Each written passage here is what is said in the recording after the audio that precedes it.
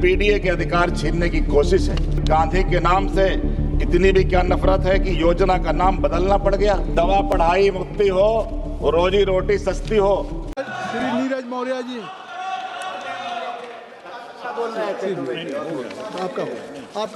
आपका हो क्या?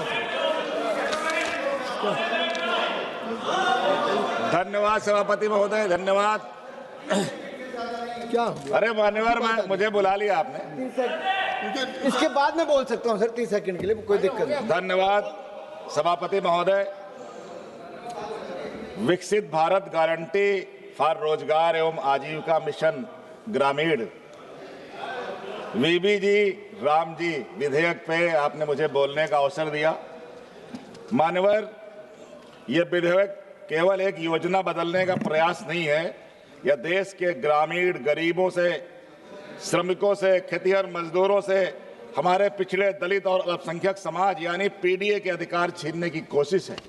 मान्यवर, जो ये विकसित भारत की बात करते हैं, 2047 का सपना दिखाते हैं, तो मुझे वसीम बरेलवी साहब की ये लाइनें याद आती हैं।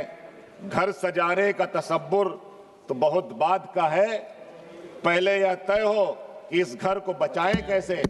मान्यवर, यह विधेयक केवल रोजगार से जुड़ा मसला नहीं है, यह इस सरकार की उस वैचारिक सोच का प्रतिबिंब है जिसमें महात्मा गांधी, बाबा साहब अम्बेडकर दोनों की सोच के लिए जगह नहीं है।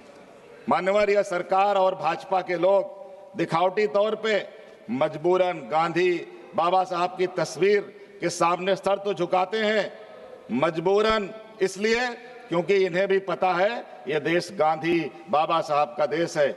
लेकिन प्रत्येक दिन उनके आदर्शों, उनके विचारों पर, उनके मूल्यों को कुचलने का काम करते हैं। आखिर गांधी के नाम से इतनी भी क्या नफरत है कि योजना का नाम बदलना पड़ गया।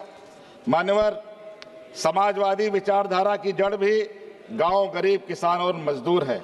उत्तर प्रदेश की समाजवादी सरकारों ने सदैव पंचायतों को मजबूत किया। रोजगार सृजन के लिए सड़क, सिंचाई, स्कूल, आंगनवाड़ी, स्वास्थ्य केंद्र जैसे काम गांव में प्राथमिकता से करवाए। मान्यवर, डॉक्टर राम मनोहर लोहिया जी ने कहा था कि दवा पढ़ाई मुफ्ती हो, रोजी रोटी सस्ती हो।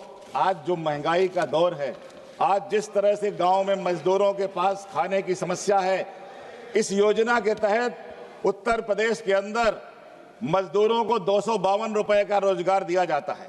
और अभी हमारे वरिष्ठ साथी कह रहे थे कि मनरेगा में भ्रष्टाचार है। सारे सांसद अगर दिल पे हाथ रखे कहें तो मैं तो कहना चाहता हूं कि अगर उसमें भ्रष्टाचार है तो मनरेगा के कितने भ्रष्टाचारियों को आपने पकड़ा उत्तर प्रदेश के अंदर? आप बताएं ये बात कि उत्तर प्रदेश में कितने मनरेगा के लोगों को भ्रष्टाचार में अंदर भेजा गया।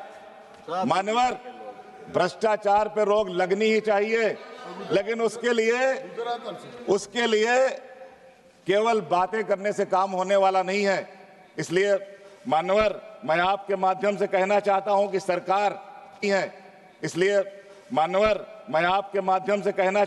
सरकार इस योजना के तहत पहले बात तो काम के दिन को बढ़ाना चाहिए। 125 दिन अगर मजदूर काम करेगा और उसको आप 252 रुपए देंगे तो आप सोचिए साल भर में उसकी क्या आमदनी होगी। आज जिस तरह की महंगाई है, आज जिस तरह से डॉलर कहां पहुंच गया, आज रुपए की हालत क्या हो गई है। मान्यवर, महंगाई बढ़ रही है और जिस तरह से महंगाई बढ़ रही है, जिस तरह से डॉलर का बढ़ रहा है, रुपया गिर रहा है, जो हमारी जीडीपी है वो जो 6-7% बता रहे हैं, अगर सही मायने में सरकार रिपोर्ट पेश करे तो 2 से 3% से ज्यादा नहीं होगी, 8.2%। इसलिए मान्यवर, मैं आपके माध्यम से सरकार से ये निवेदन करना चाहता हूं कि सरकार इस बिल पे पुनर्विचार करे, इसको सेलेक्ट कमेटी को दे या जेपीसी बनाए और इस पे और अध्ययन करके इसको सही तरीके से लाया जाए। और मान्यवर, जो हमारे देश के मजदूर हैं वो तो इस सरकार से कह रहे हैं कि मान्यवर, आखिरी दो लाइनें कहते हुए मैं अपनी बात को समाप्त करूंगा कि कहा आंखों का बर्ताव बदल देता है, हंसने वाले तुझे आंसू नजर कैसे आए। मान्यवर, आपका बहुत बहुत धन्यवाद।